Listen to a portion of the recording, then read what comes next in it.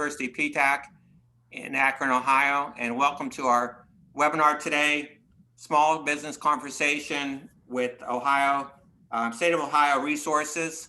Before I get to our panel, I'd like to introduce the other PTAC staff members here today. Jane Stewart, Associate Director, also for Ohio University PTAC up in Lakeland, and Joseph Scott, he's a Director at Youngstown State University for their PTAC program. All three of us work together in helping small businesses in Northeast Ohio, and it's our pleasure to be here today with our three guests. As PTAC counselors, we spend a lot of time helping our clients with federal programs, federal opportunities. Today, we are concentrating on the state of Ohio. We think there's a tremendous amount of resources. And, when we talk to our clients, we talk a lot about track record experiences. These three have an exceptional track record with the state of Ohio, with the business resources throughout the state.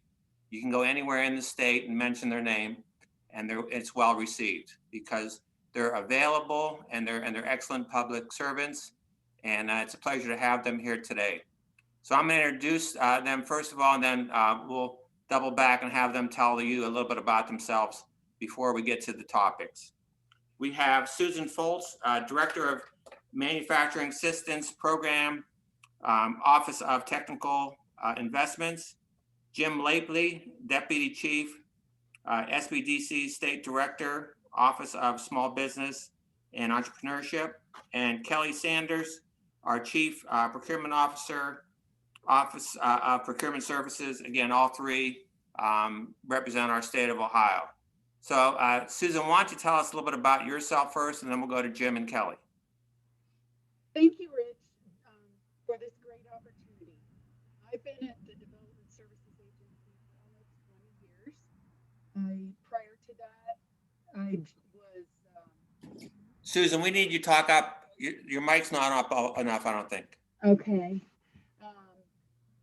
I've been at the Development Services Agency for almost 20 years. Prior to that, I spent 2 decades in the manufacturing environment in the private sector, and those included manufacturing of oil field production equipment and mobile medical clinics on truck and trailer chassis. And before that, I spent 4 years as a U.S. Army medic. The largest program that we operate in Ohio is the Manufacturing Extension Partnership, or MEP. Yeah. Susan, is your microphone blocked or anything? You're really muffled. I don't think it is. Okay. Is that different? Get closer. The MEP in Ohio, we have 6 regional service centers across the state, and they provide a broad scope of support services, including operational excellence with Lean, Six Sigma, sales. Can I propose, maybe Susan, if you dial in with your phone, and maybe Kelly or Jim can introduce themselves while you dial in? Okay, will do. Thank you. Good idea, Joe. Yeah. Jim, why don't you go next, please? Good morning. Again, thanks so much to our good friends at PTAC for hosting this today and having me on. Again, I'm Jim Laipply. I serve as the State Director of the Ohio Small Business Development Center Network, and also wear a couple of other hats as the Deputy Chief of the Office of Small Business and Entrepreneurship at the Ohio Development Services Agency. In my role as the SBDC Director, I oversee a network of 25 centers across the state that focus on one thing and one thing only, and that is helping small businesses in our state grow. That's everything from working with entrepreneurs on basic business planning all the way to working with some of our larger clients on everything from marketing to business expansion opportunities, and everything and anything in between operationally on running your business. As I mentioned, we have a network of 25 different centers across the state that is in partnership with 23 different organizations. So you can find your local small business development center at community colleges. We partner with chambers of commerce, other economic development entities, and state universities. The great news is you are never more than 55 miles away from your local SBDC in the state. In fact, we know the individual plot of land that is the absolute furthest from our services. So we are approachable and accessible to you. And even better, of course, we've completely virtualized, so you can connect with an SBDC advisor in a subject matter expert in an area where your business may have a need at any time virtually. So SBDCs are a partnership between the U.S. federal government, the state of Ohio, and our local partners. And through that partnership, our services, much like the PTAC, are offered at no cost for individual, confidential, one-on-one business advice and consulting. In addition to that, I also oversee a number of programs at the state that are small business focused, including our Office of International Engagement. So as part of that, we work very closely with all of our other program partners, including the PTACs and SBDCs, on helping small businesses go international. We've got a team of international contractors that are actually in foreign markets that are there to help small businesses gain a foothold and increase sales across another channel. And we've got a number of other grant programs that can help people as they go international. And I also don't want to let the word small, we say small business a lot. I don't want that to make you think you can't engage our services. We use SBA size standards when we talk about small. So, depending on your NAICS code, that could be 1,200 employees that you have at your business. So odds are we can provide support to you across the programs that we serve. Kelly? Good morning. Thank you to our PTAC partners for inviting me here to join you this morning. My name is Kelly Sanders. I serve as the Chief Procurement Officer for the state of Ohio and work for the Department of Administrative Services. In this role, I'm responsible for providing guidance on procurement activities to state agencies. My office, which is the Office of Procurement Services, establishes contracts for goods and services at both an enterprise-wide level and also to support specific agencies and boards and commissions. My office is also responsible for managing our cooperative purchasing program, which enables political subdivisions and institutions of higher education to utilize our DAS contracts. So not only is our contract portfolio available to state agencies, but also extends to our other governmental entities in Ohio. We do serve as a part of the emergency service logistics partner for the Emergency Operations Center. So I think we might talk a little bit about PPE today. So we do get activated in support of the Emergency Operations Center. So, that has been an area that myself and my team have been focused to support for Ohioans this year. Thank you, Rich. Very good, very good. Well, I think I would like to really start. It's a two-part question about the pandemic, and it's for all three of our panel. The first part is, how has the pandemic impacted your small business involvement, and what advice can you give, our small business crowd moving forward now into the spring of 2021? And we could try Susan again.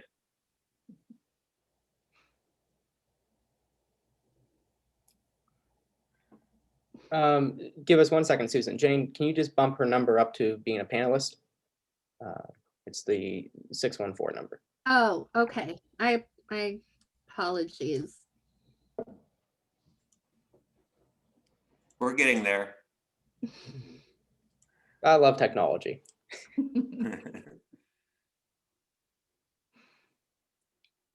It's not letting me, Joey. Oh. I see the phone. Now you asked to unmute.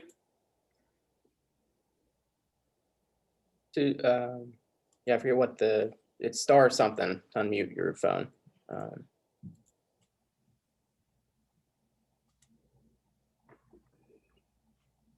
All right, we're going to move on. We love Susan, but we're going to move on.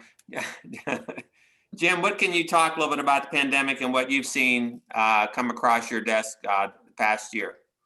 Yeah, I can't believe it's almost been a year since things really started impacting businesses in our state, and what a blur and a journey the past year has been. Obviously from the Small Business Development Center perspective, if you would have engaged us a year ago, most likely we'd be meeting you one-on-one in person. The majority of our trainings were done in person. And I'm pretty proud of the work that has happened across the SBDC network. Literally in a matter of days, we went from having a very in-person focus to 100% of our services being offered virtually. So all of our centers, had good planning in place and were able to pivot. And of course, we've heard that word a lot, but even we were able to pivot very quickly and virtualize our services and really respond to a demand for services that we'd never actually had before. So in the past year alone, we have worked with more than 11,500 small businesses across the state on everything from accessing some of the federal programs to really helping businesses survive and manage cash flow and keep hanging on until things started opening up again. It's been a whirlwind journey for anyone that is a business owner. And I can't speak highly enough about the expertise and the efforts of our small business advisors across the state. And in addition to our services, we've really adapted a lot to a lot of our services that we've been providing. One of the biggest benefits I think right now is just having someone to really navigate all of the different federal, state, and local programs that are out there. We've had multiple different types of loan forgiveness programs, and I think for someone who has been head down trying to keep their business operating, it's been pretty difficult for folks to navigate. Just know that you've got a network of folks who are out there who are doing that navigation for you and can really point you in the right direction. On the state side, we've seen a whole lot of programs launch over the past year to really support small businesses. I'll go into that a little bit more in some of our future questions, but not only at the federal level, but there have been state level grant programs really focused on meeting needs of small businesses. And like I said, it's been pretty unprecedented, but the good news is, it looks like we've got some light at the end of the tunnel. A lot of businesses have been able to weather the storm very successfully, and I think a lot of the different grant programs that are out there have really helped support that. But at the same time, we're marching forward. We are continuing to focus on Ohio having continued economic growth. There's been some really good data coming out of our state showing that Ohio is positioned very well to move forward. And then, in terms of advice for small businesses, typically what we're saying is cash is king. Something that we learned from the last recession is that it's not necessarily making it through the storm. It's being prepared for that growth after the storm. So I really encourage folks to look at your cash flow. If you need support, if you need guidance, the SBDC is there to help. In fact, we have a 7-week online intensive cash flow training program going on right now with about 400 businesses that have signed up for that. Really, if your balance sheet P&L statement, is a lot of gibberish to you, there's a lot of insight that you can learn from those documents, and really encourage you to engage your local SBDC to help you planning for the future. And the other thing that we really can advise folks is, that this isn't going to be the last disruption. This isn't going to be the last challenge your business faces. Pre-pandemic, 2 of the trainings that we would always hold but never had a large number of attending was disaster planning. So really having that plan on the shelf that you can go to that's broad enough to address, any sort of interruption or challenge that's going to come to your business. We're starting to see a whole lot more folks attend those types of trainings, but those clients of ours that did have a plan in place, it was easy for them to go to that binder, pull it off the shelf, and really set out a whole laundry list of actions that they needed to take to respond to the pandemic. Same thing goes for cybersecurity. I think now more than ever, we are seeing fraudsters and sophisticated organizations that had elaborate ways to steal money from people and small businesses before. They virtualized, they pivoted too. So cybersecurity is only going to continue to be more important as we move forward. And then the last part I would say is, the fact that you're on this call means that your business has focused on some sort of market diversification. So not just having one sales channel, not just being B2B or business to consumer, but you're looking at government as another opportunity to diversify. I would add to that looking internationally as an opportunity to diversify. So those businesses that did have multiple sales channels, if one of those sales channels was impacted severely, they were able to pivot and really leverage some of those other sales channels to keep them operational and going through this challenge. Susan, how we doing?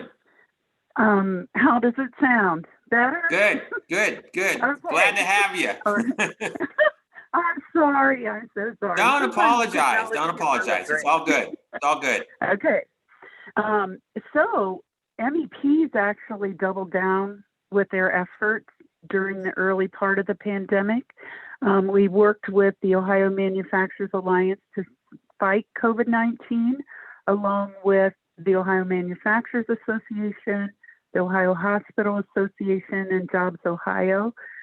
So we developed really close partnerships with our hospitals to understand what the real need for PPE was. And then we were able to bring in manufacturers that we could connect to fill that need. Some of them reshored, retooled, and are still currently producing some of the PPE. So Ohio is in a good place, and we've been able to support even other states with their needs.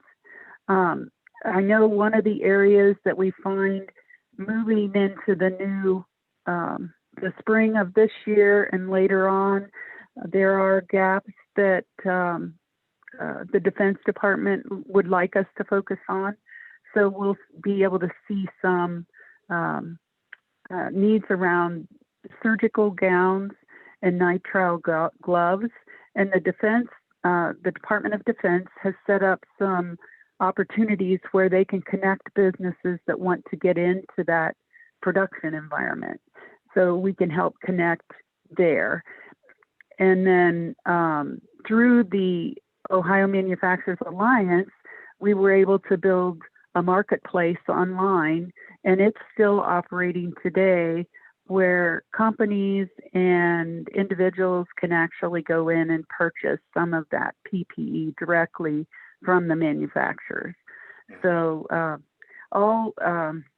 most manufacturers were considered essential, so they didn't quit working, and we were there to help them get through all the requirements to maintain their level of being essential and keeping their employees safe. So there were a lot of test opportunities done. We did videos, shared those across the MEP National Network, which is made up of all 50 states plus Puerto Rico. And it was, Ohio was in a leading position for manufacturers to get the right support they needed. Yeah, PTAC was also very active in pointing our contractors to the MEP network and the Ohio Manufacturers Association. And I think it was very positive in that regard for us. We would want to, we hope to put a list of some website information at the conclusion of the program from the panel. And so we would like to make sure that the marketplace is on that list. Kelly, can you talk a little bit about some of your experiences during the pandemic? Sure. As you can imagine, the pandemic has brought unprecedented procurement and supply chain challenges for everyone involved. Due to the global nature of the event, our normal supply chains through some of our established contract suppliers were quickly oversold, and many ceased taking orders. These challenges, again, have impacted the business community as a whole. As a result, we've had to seek out new sources of supply to meet the demand for needs just to keep those normal operations going, as well as beginning to source new products and services to meet the demand for the new requirements to support operational changes due to the pandemic. You know, as we look forward into spring and you know, we really appreciated, you know, as we had those established contract, you know, partner issues, we were able to reach out and make new partners along the way. And so can't say enough about all of the Ohio partners that we've connected with through the pandemic to make sure that we were serving the needs of the Ohioans with the goods and services that we needed. You know, as we look forward into spring, you know, I encourage you to make sure that you are registered to do business with the state, that you have identified the commodity codes for the goods and services that you provide, and provide accurate contact information as part of that registration process. We use that registration information to send out, you know, email notices of business opportunities. And so, you know, as I mentioned, making sure that we have the right email contacts and commodities on file is a critical factor to make sure you're able to stay in tune with the state's needs as we move forward. And I'll talk a little bit more about that, you know, through some of the other questions that we'll cover. I'd like to make one point very, very clear on the registration for the webinar today. We asked for questions in advance, and that deadline was March 1st, Monday. And we're going to go through those questions. I don't know if we'll have time for any additional questions, to be honest with you. We highlighted 12 to 13. I'm not even sure we're going to get through all those in this hour, but I want people to understand that we're really trying to make sure that they understand that these 3 resources are available, and you know, we're really trying to move forward in 2021 and make sure that, again, we think it's important to be part of government contracting. It's important for companies to be resourceful, and Ohio does a great job of providing that information, and that's why we selected these 3 panelists. Their wealth of information. I'm going to drop down to individual questions instead of dealing more with the pandemic. I thought we covered that pretty good. Did we lose Susan? Susan, you there? Still here. Okay, good. Could Susan address what her organization does?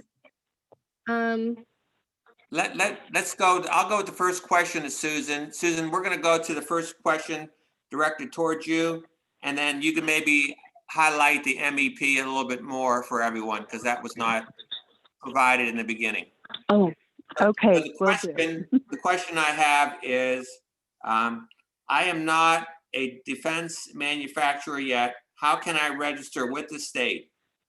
And please explain the program's benefits to the small business. Sure. So we were very fortunate to become recognized as a defense manufacturing community. And with that, we received funding from the Department of Defense to support those small, medium manufacturers. We call it the defense manufacturing community. Most MEPs aren't equipped to help a company register through SAMs and all the appropriate federal agency levels. So we rely on PTACs to help us get them registered. And then we come back and take a look at the company needs. We do an assessment for the defense manufacturing community. The program is focused on implementation of the broad scope of advanced manufacturing technology within Ohio's manufacturers. Our key part of the proposal included bringing along the education factor to upskill current workforce or identify new skills that we need to support that advanced manufacturing technology. So we would push the company to the PTACs to get through the federal registration process, and then we would assess the company where they are and provide the guidance the Defense Manufacturing Community Program will pay for everything but the equipment. So equipment would have to be purchased by the client. Kind of I mean, that's what our parameters are with the federal government. Okay. Okay, very good. And can you talk briefly about MEP and the relationship that has across the state of Ohio? Sure. As I tried to tell you in the beginning, the MEP program is our largest program within the manufacturing assistance. So in Ohio, we have 6 regional service centers across the state, and they provide the direct assistance to the manufacturers in the local community. So they're able to meet. We do a lot more in webinars now and virtual meetings, but a lot of manufacturers still open up their factories to bring in consultants to take a look at everything. Some of those services include operational excellence, which considered Lean, Six Sigma, some of those marketing and sales needs. It also includes advanced manufacturing technology such as automation, robotics, additive, artificial intelligence, a very broad scope of technologies. And then we do provide solutions for cybersecurity and what they call CMMC, which is the cybersecurity maturity model that's being rolled out from Defense now, along with workforce support and connections. The real mission is to keep Ohio's small and medium manufacturers competitive and resilient for the future. So anything that your manufacturer needs, if we don't do it, we can connect you to a partner that does. Very good, very good.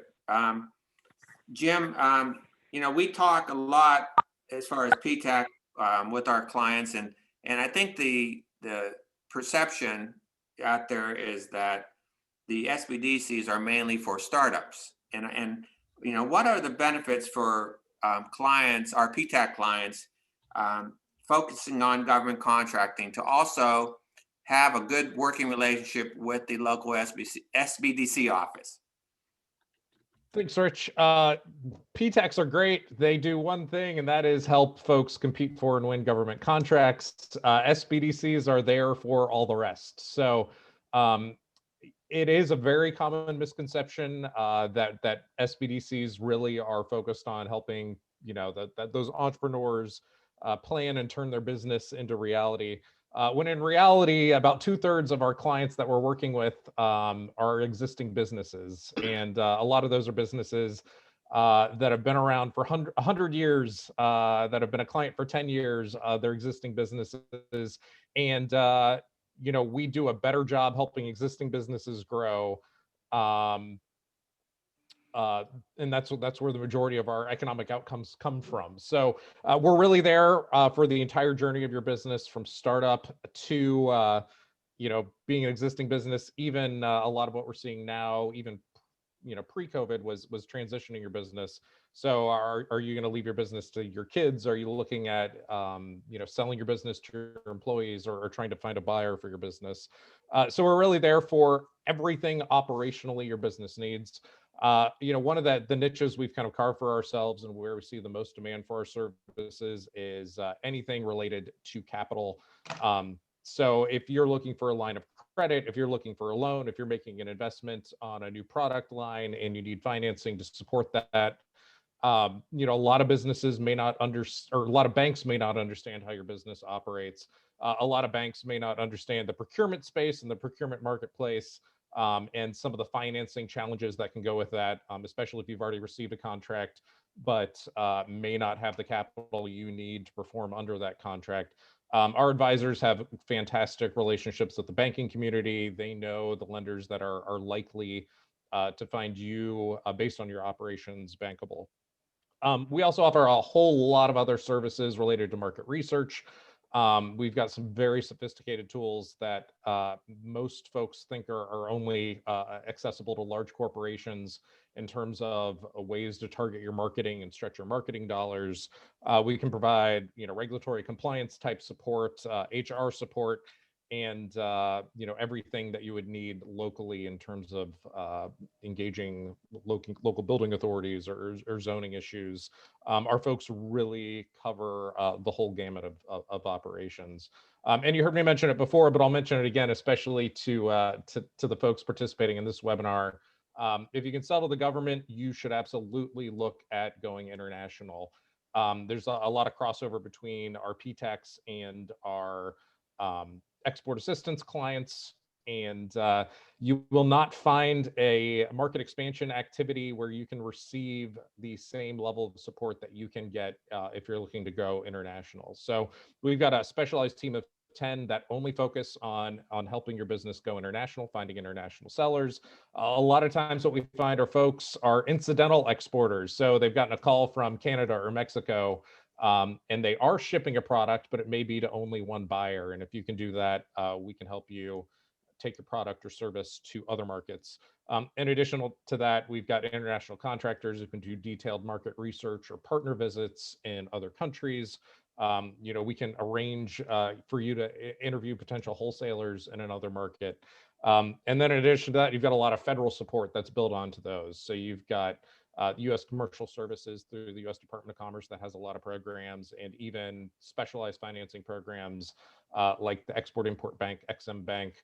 Not only can they reduce your risk in shipping your product internationally, they can actually assist your customer with getting financing. So it sounds daunting, but again, if you've been able to make it through the government procurement space, that's pretty daunting too. So you certainly should look at international as an opportunity for your business.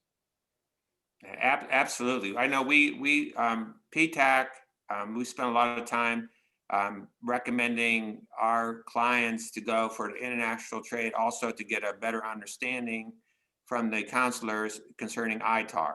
And we do work hand in hand with the SBDC, and we've seen definitely that the last couple of years, the growth and the program, the international program, from internships to ITAR to everything else, really helpful for our clients. And that really helps us as far as adding value to what they do as Ohio companies. And I think that's the one point that I can't emphasize enough, being resourceful and looking at these other markets and looking at the resources that are available.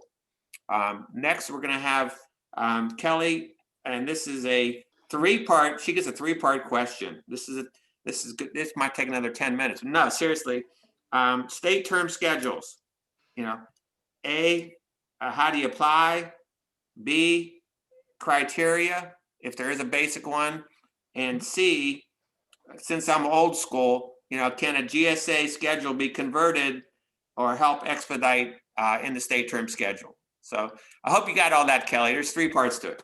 Got it. So we do have information available on our website, which is procure.ohio.gov, regarding establishing both information technology and non-information technology state term schedules. So we have both programs available.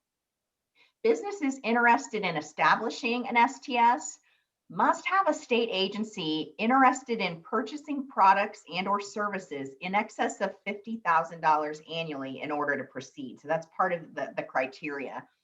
That agency sponsorship requirement was actually implemented years ago because DAS had established and spent a lot of time and resources establishing a very large number of state term schedules that had little to no spend against them. So what we're trying to do is really make sure that there is a state agency that has a need for the good or service that you can provide, and so that we can match up and then work with you to establish either that IT or non-IT state term schedule.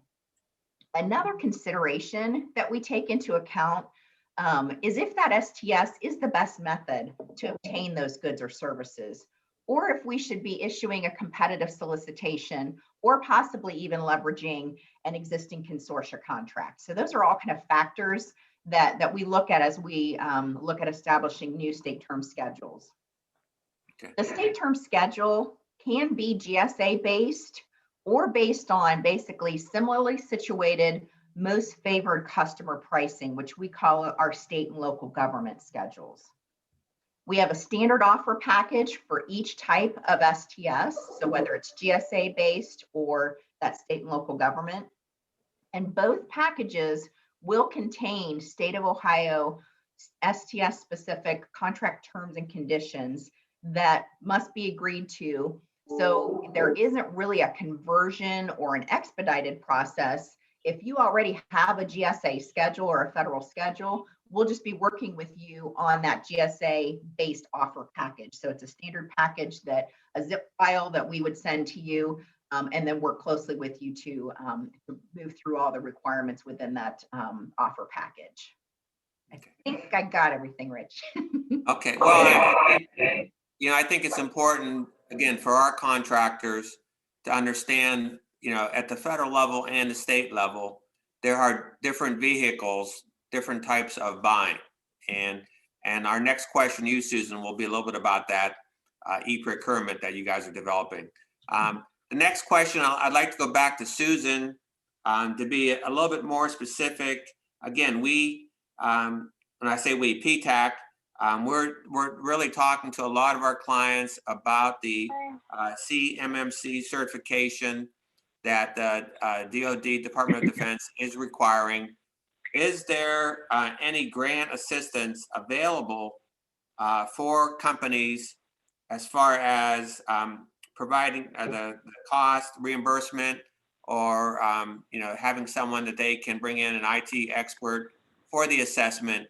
Does the state have a program in that regard? I think you touched on it briefly earlier, but what can the contractor do for that?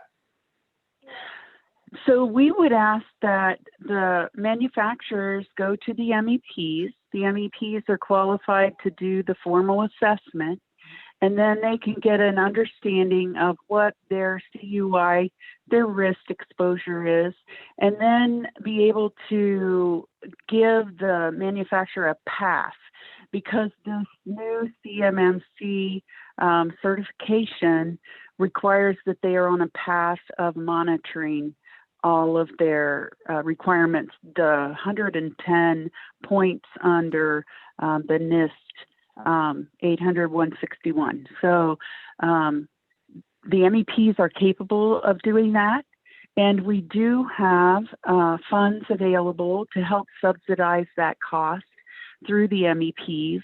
The subsidization is set at a rate designed by the project specific. So if it's a $50,000 project to complete, there may be a 10% subsidy that the MEP can provide to the manufacturers. And then they'll bring in experts. The subsidy has to be available for small manufacturers, and we consider that as 250 employees or less. So there's a lot of assistance available from MEP to connect to all those services and support, and some funding assistance for manufacturers, the small manufacturers. Okay, very, very good.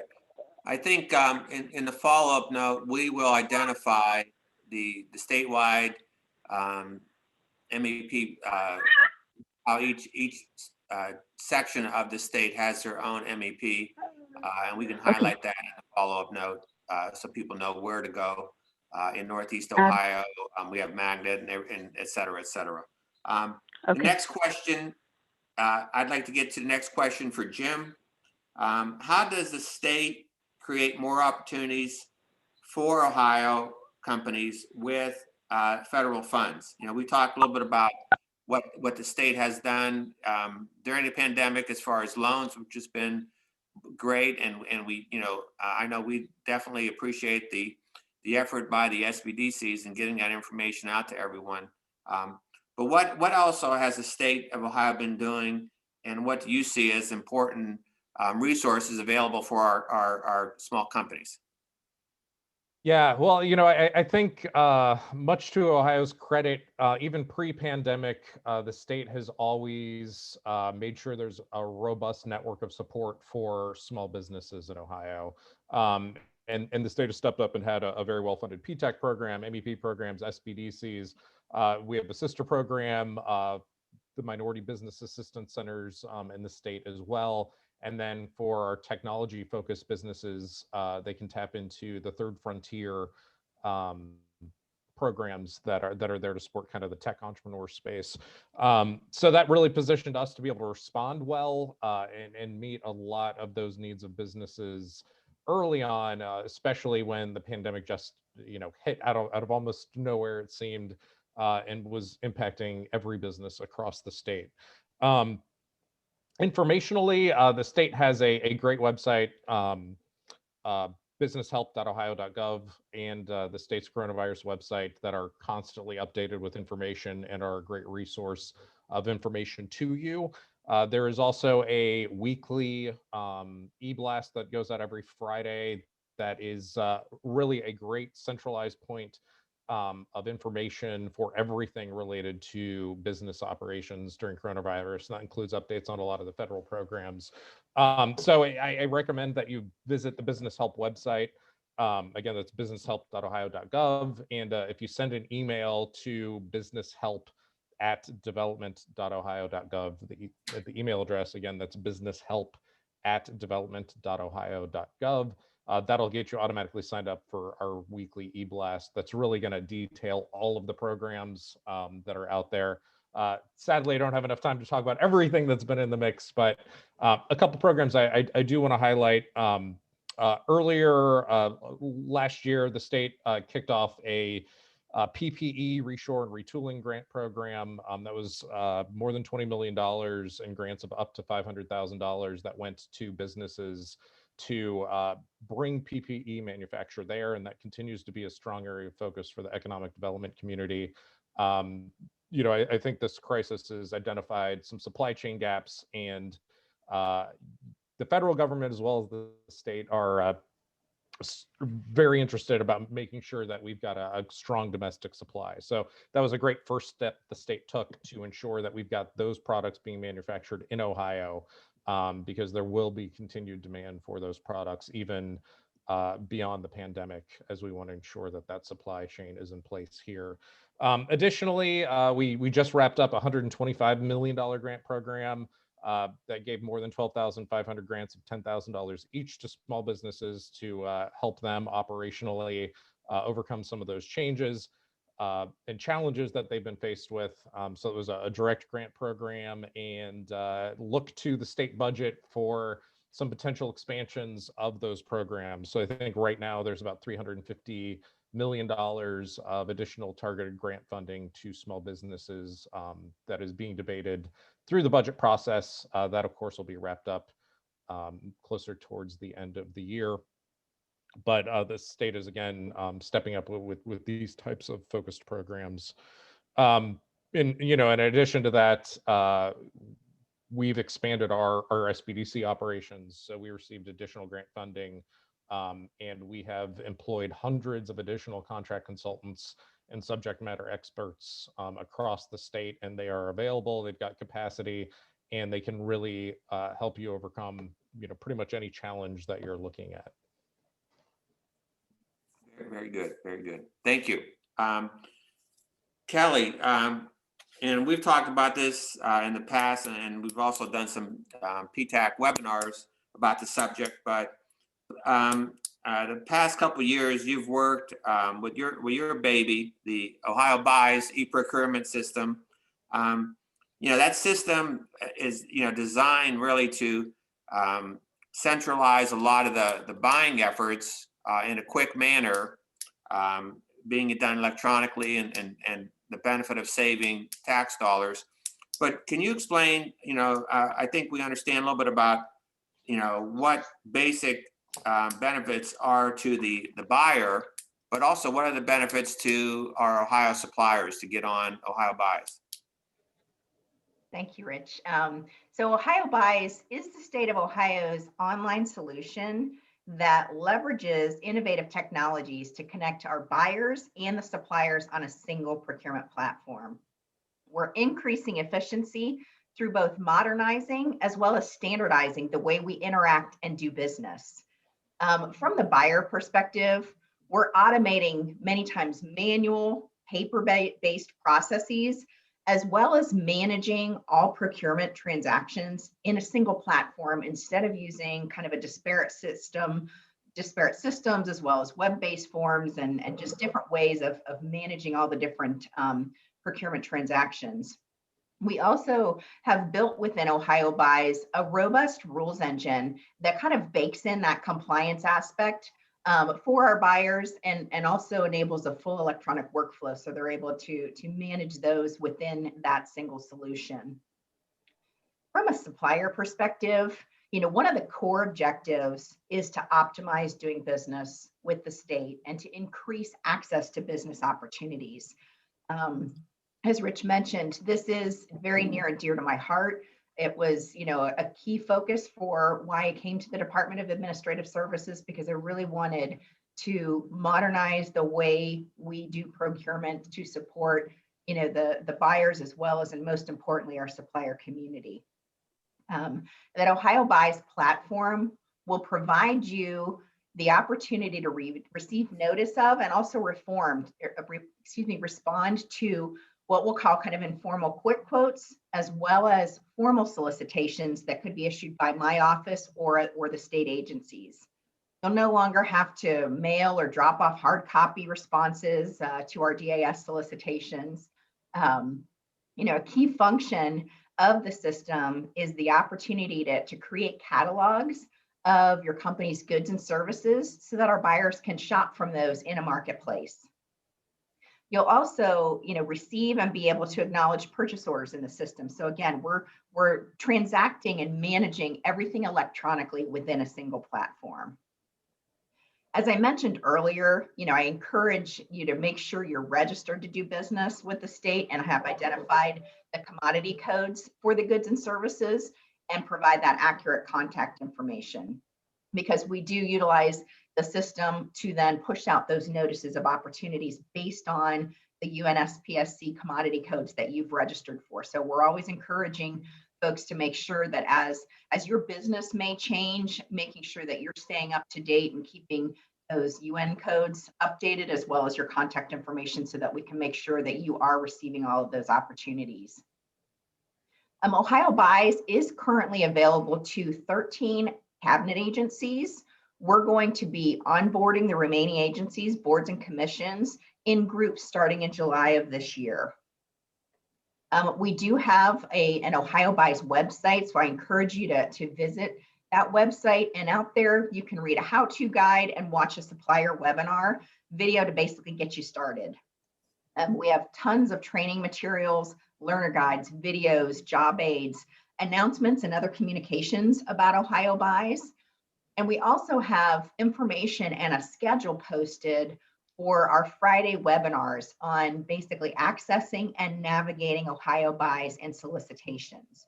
So I could talk to you for easily an hour just on this topic alone, because I'm so excited about the opportunity that Ohio Buys is providing to our buyers and our supplier community.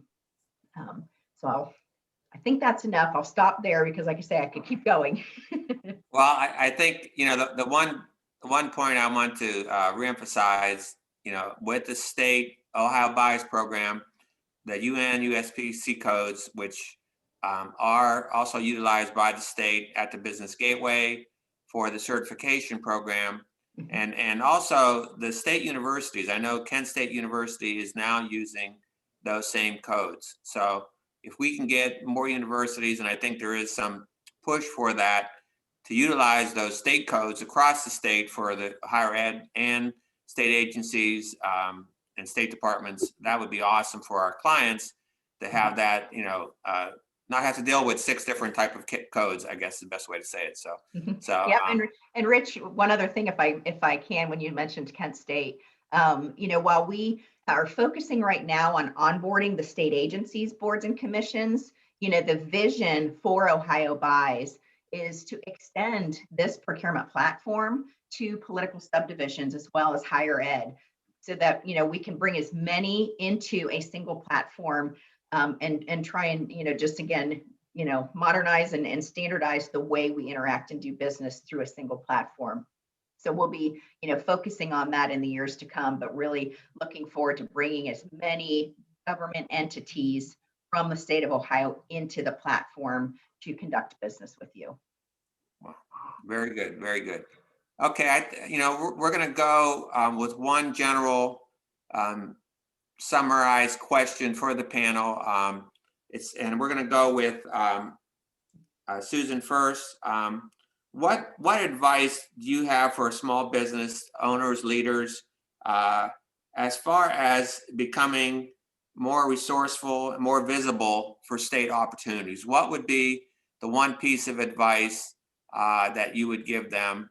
And again, we, you know, for us in PTAC, we rely a lot on helping small businesses with the introduction to the small business liaisons, whether it's at Wright Pat or NASA Glenn or wherever it may be, prime contractor. We really like them to start with the small business office, the advocate, and make them, again, more visible, hopefully, in this, you know, crowd and maze of companies and everything. So going back to what your roles are with the state, what piece of advice, again, more insightful to make them more visible moving forward? And Susan, we'd like to start with you again. Okay, thanks, Rich. I think it would be easy for the manufacturers to connect with the MEPs. MEPs offer newsletters periodically that talk about new programming that we're having access to. They really get out there, and we have full engagement with Ohio TechNet, which is the organizations that Ohio community colleges all participate together. We work well with the Ohio Manufacturers Association with their manufacturer sector partnerships. So a lot of community connections that we can get you to just by connecting and becoming an MEP client. There is not a fee to become a client. It's not a membership-based organization. Just inquire at your local MEP, and you'll start to receive new information as it becomes available. Very good. Jim, could you talk a little bit about what the state can do also in that regard? Yeah, you know, I think the best advice we can give to folks looking to sell to state agencies is really do your diligence, do your market research on the front end, and find out, you know, what you can do to help that customer. So in that case, it being a state agency or a program within a state agency, you know, it certainly can't hurt you just to send an unsolicited capability statement to an agency purchasing officer. But at the end of the day, it really just boils down to kind of marketing fundamentals. Who is your customer? What do they do? How would they potentially use your product or service to solve a problem that they have? So as part of that, if you could figure out who that potential end user would be, and even ask your agency purchasing officer for you know, an introduction to a team or an individual that might use your product, that's certainly going to give you a lot more visibility, and it's certainly going to make the folks who could potentially use your product or service much more aware that your product or your service even exists in the first place. So it's not enough just to, you know, send an email now and then. You really need to do your homework, and of course the PTACs are very poised to help you with that.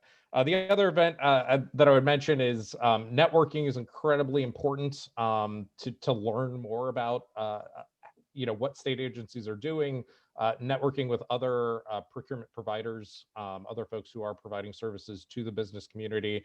Folks are really willing to work with you and share information more than you'd think in a competitive environment. And I will just shamelessly plug a great opportunity to do that is at the Ohio Business Matchmaker. Every year we team, the SBDC's team with the PTACs, and we host a very large event. Last year it was done virtually, but it gives you the opportunity to meet one-on-one with agency purchasers, learn more about how that agency operates and how they put out some of their procurement opportunities. And it really gives you a great opportunity to be visible with people who are making some of these procurement decisions. Likewise, you will get to meet hundreds of other businesses involved in state, federal, and local procurement.